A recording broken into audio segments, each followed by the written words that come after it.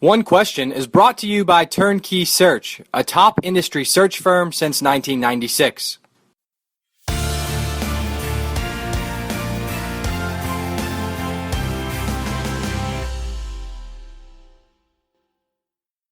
Steve Watson, the athletic director at Loyola University Chicago, is our guest today on One Question, and we're going to start talking about some men's basketball, Steve. And before we started recording, we were talking about the North Carolina State game that you guys played in Raleigh a week ago, and really close game, 2-point loss. But overall, Porter Moser and the men's basketball program is off to a really solid start, and it's coming off of 2 years ago where they won 24 games, a CBI championship. And you have a basketball background, of course, personally from a playing standpoint. And I'm curious what specific facets of the program that we would say an athletic director can directly impact. What are you focused on day in and day out to help men's basketball in continuing its growth? Yeah, you mentioned at the beginning Porter Moser, and I think that's where it really starts. The leadership of the program is critical, and we're very fortunate to have someone like Porter leading our men's basketball program. It all starts at the top and having the right coach, and like I said, we've got a really good one in Porter. As far as my impact, I try to do the things or set our program up to be successful with providing resources. And, I think we've done a decent job here at Loyola. We're in our fourth season in the Missouri Valley Conference, and so when we shifted from the Horizon to the Valley, our competition changed. We're competing against Wichita State, Northern Iowa, some real, very, very strong basketball programs. And some of the things that we've done during that transition, I think, have really helped us. It started back when Grace Calhoun was the athletic director here. We came into the Missouri Valley Conference, and we started to travel differently. We were able to provide our program the things they need to schedule right. We're able to buy some games now.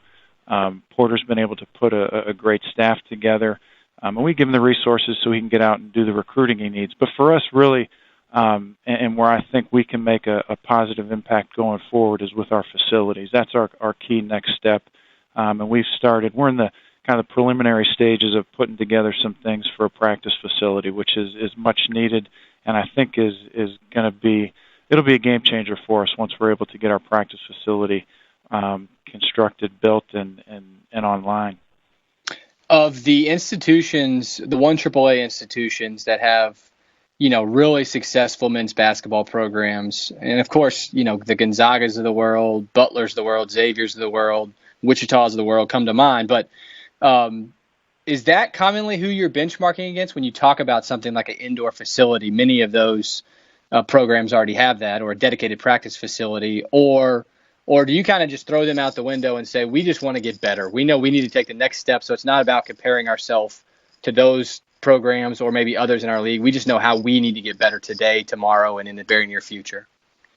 Yeah, I think it's a little bit of both. I think we know that we do need to get better, but we do need to benchmark and look at our competitors as well. So for us, it starts with the Missouri Valley Conference. We look at what the other schools in our conference are doing. However, we also have a group, the Jesuit colleges and universities are very strong in men's basketball, women's basketball in particular. So the Xaviers, Marquettes, Creightons, Georgetowns, those are schools that we also take a real close look at, and from a facility standpoint and how they're funding their basketball programs, because they've had great success, and that's where we want to be going forward. You've mentioned Grace Calhoun, and so you took over, of course, in Chicago. Grace went to Penn, and then you came from St. Bonaventure, and Tim Kinney succeeded you at St. Bonaventure. I'm always interested, how does the communication work between an ingoing and outgoing AD? How often did you call Grace early on? How clear was that two-way street? And the same type of question for you and Tim. It's a great question. I've done it a couple times, as you mentioned, going into Bonaventure, out of Bonaventure, and then here into Loyola. And I think the circumstances definitely play a role. When I got the job at St. Bonaventure, the athletic director that I replaced was Dr. Ron Zwerlein, and Doc Z and I went back years and years, and so that pre-existing relationship kind of lended itself to a lot more communication, and he was extremely helpful during my onboarding at St. Bonaventure. Then Tim came in and succeeded me at Bonaventure. Tim obviously had experience in the Atlantic 10. He was at UMass, knew the league very well.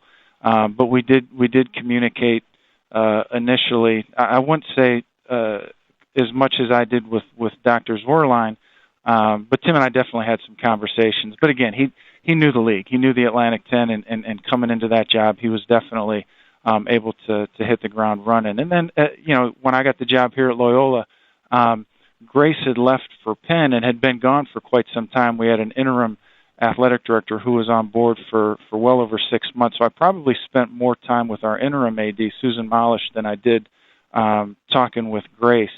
But she did a fantastic job here. She hired some unbelievable coaches. She lost one of her good staff members, Pat Kraft, who's also out in Philly now at Temple. But she really had things set up here from a coaching standpoint for some success going forward. And then transitioning us into the Valley, obviously having those strong coaches was really important. Has Loyola's value proposition changed now that you're in the Valley? I mean, what specifically are you and your head coaches selling or pitching to prospective student athletes or to another degree, Steve, prospective administrators you may try to hire at points down the road? How are you positioning the brand differently from others in the peer group and or the Missouri Valley Conference? I think everybody will tell you that they're unique and different, and of course we're the same. We feel like we've got a great situation here. You're in a fantastic city in Chicago, a beautiful campus. We're right on the lake, and very different from what I think most people would expect an urban campus to look like. So we've got the benefits of being in Chicago, yet we've got a unique and different kind of situation being on the lake and having a little more green space than your typical urban campus. You get a great education here at Loyola. We just the NCAA just released their graduation success rate numbers, and we were tied for first with Harvard in the country with our GSR numbers. So our kids graduate with a great Jesuit education, and now that difference is we're competing at an even higher level. The Missouri Valley Conference is a fantastic league, top to bottom, with some really, really strong programs. Our volleyball, women's volleyball, just had 3 teams named they're competing in the volleyball championships, the NCAA championships. We have 2 at-large berths there. We just had two make the NCAA men's soccer. Our men's soccer team just competed in the NCAA championship, won a first-round game as well. So we're competing at a really high level at a great school where you're going to get a real good education in the city of Chicago, which is a really great place to live. Beyond a dedicated practice facility for men's basketball, what other facility projects are on your radar? Our other big project will be an indoor practice facility. I mentioned that we are in Chicago, and winters here can be harsh, and as a result, we need to find some additional space for our soccers, our softball, our golf, some of these programs to be able to practice during the winters in a little better situation than we are right now. Our indoor track program, we need to find them a facility so that they can train during the winter months in a much better space than where we are right now. So that would be a logical next step for us.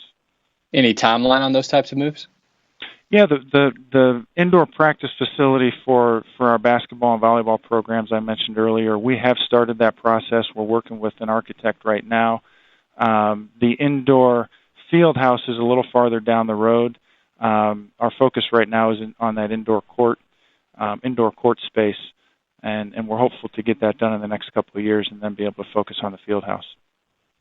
And that's today's One Question, brought to you by Turnkey Search, a top industry search firm since 1996. One Question is designed to give D1 Ticker subscribers valuable insights on how executive leaders in college athletics think about key issues on their respective campuses, in their departments, or within their leagues and conferences. One Question is brought to you by Turnkey Search, a top industry search firm since 1996.